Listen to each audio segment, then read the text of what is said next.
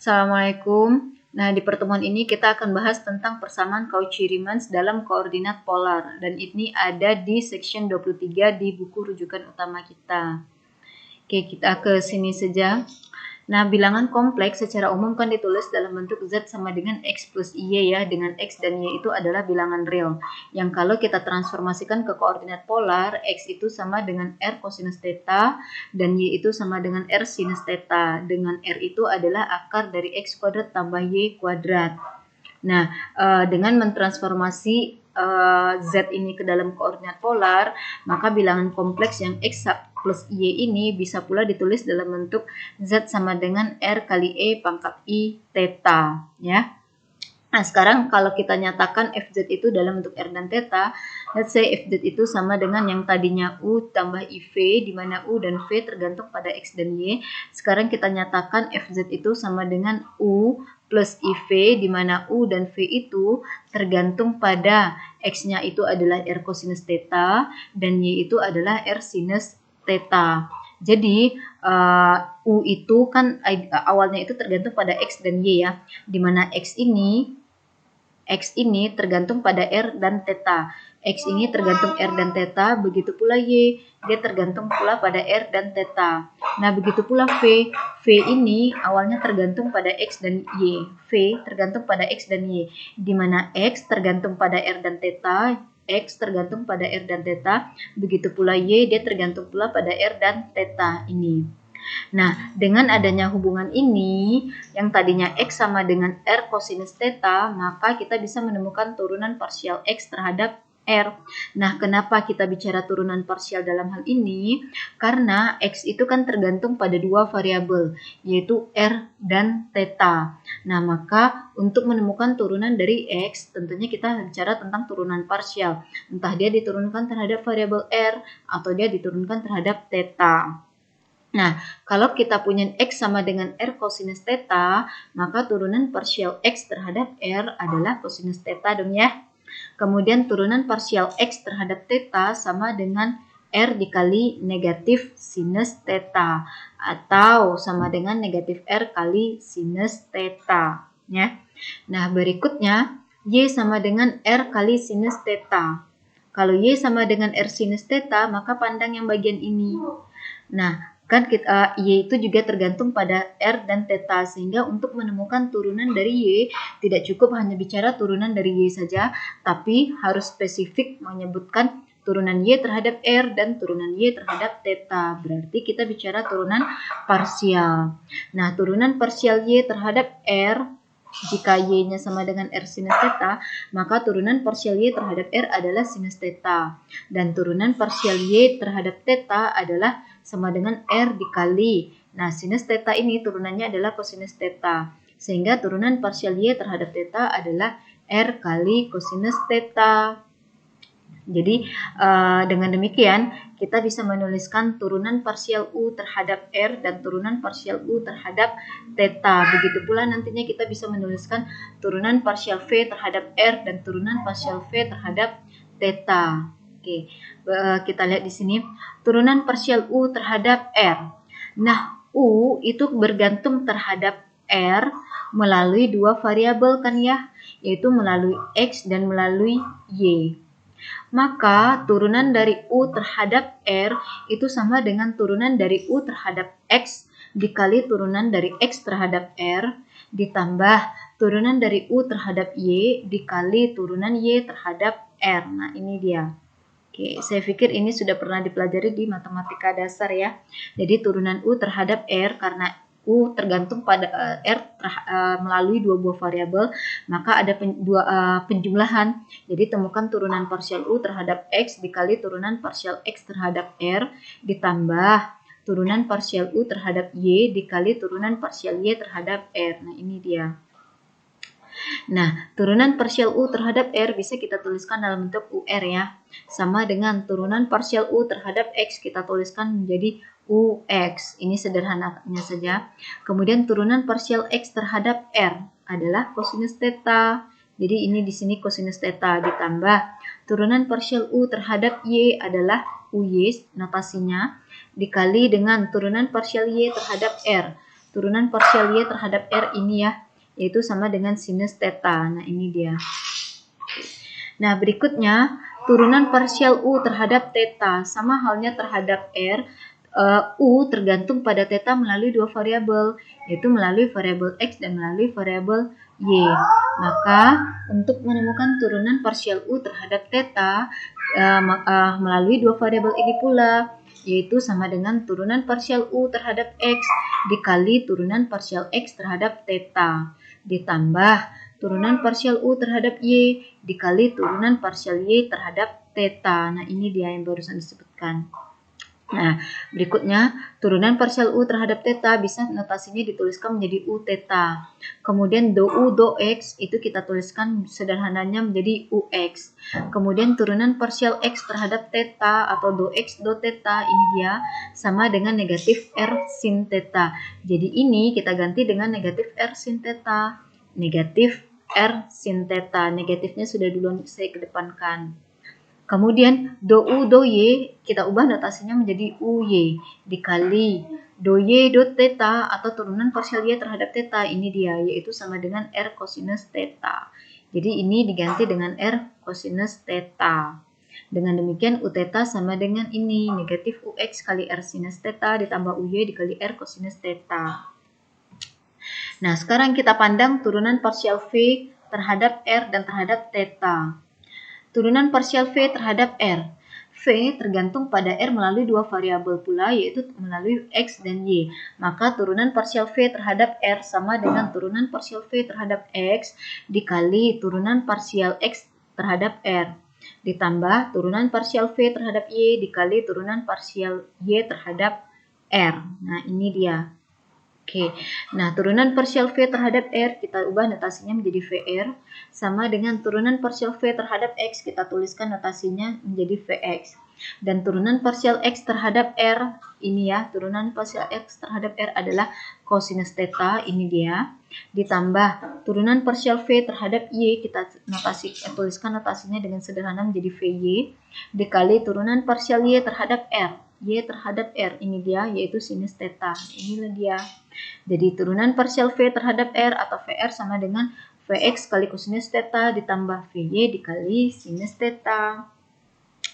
Nah, berikutnya temukan pula turunan parsial V terhadap theta.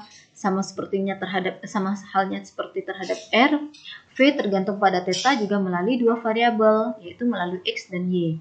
Maka turunan V terhadap theta sama dengan turunan V terhadap X dikali turunan X terhadap theta. Nah, ini dia.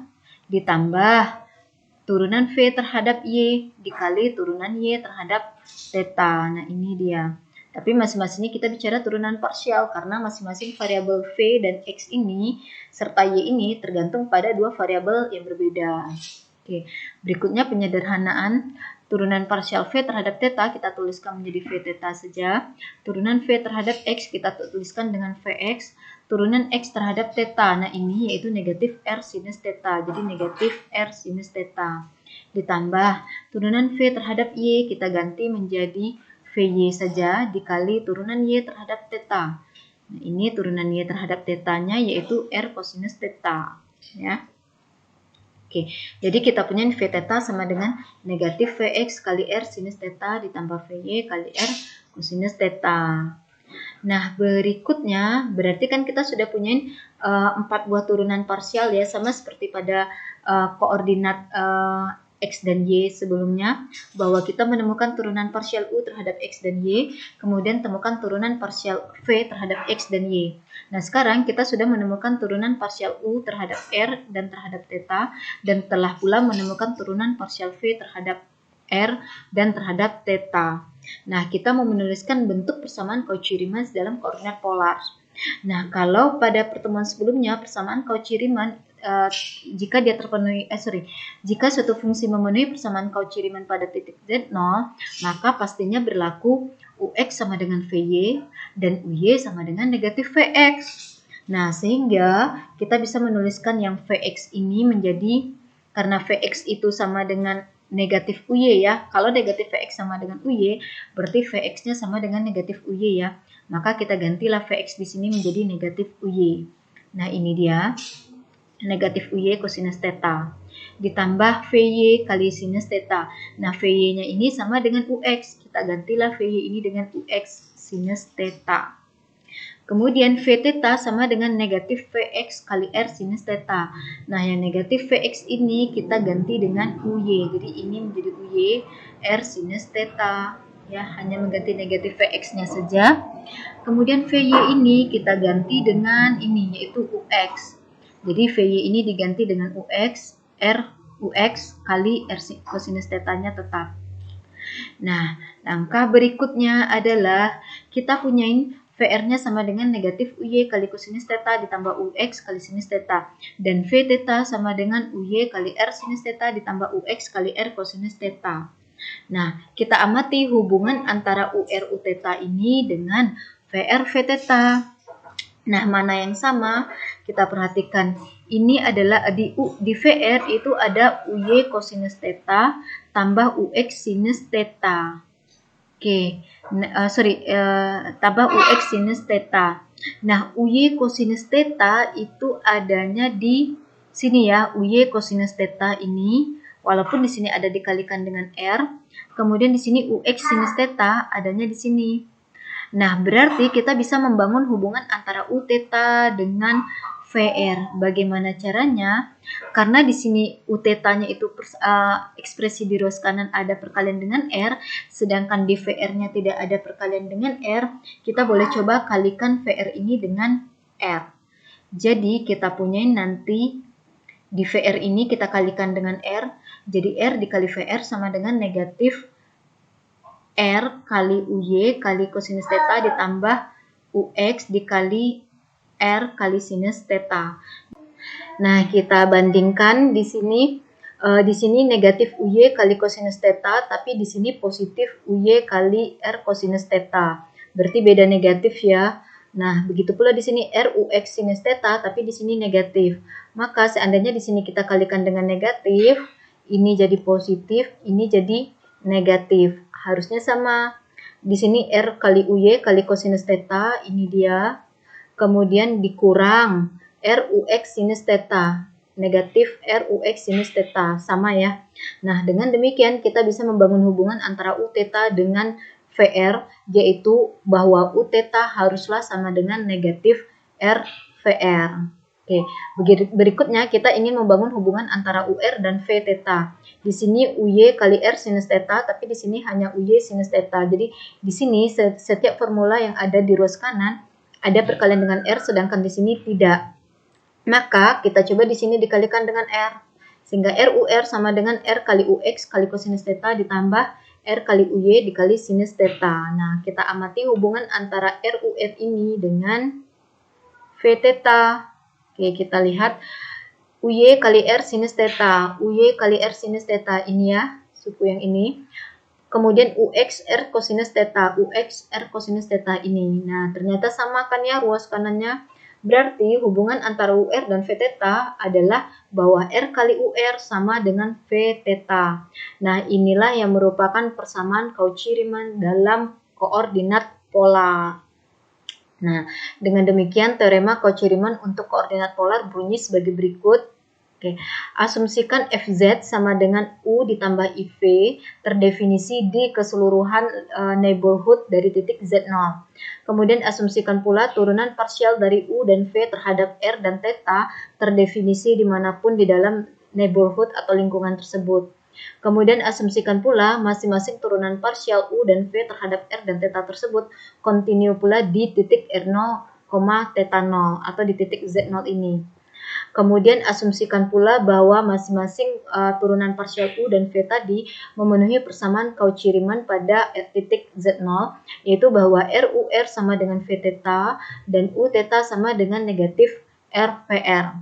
Nah, jika keempat syarat ini terpenuhi, maka f aksen Z0 ada, atau artinya turunan dari fungsi f pada titik Z0 ada, yaitu turunan dari fungsi f pada titik Z0 sama dengan E pangkat negatif I theta dikali UR ditambah IV. VR.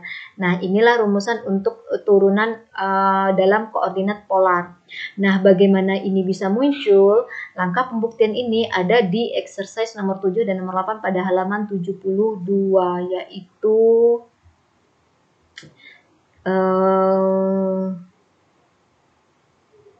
ini ya.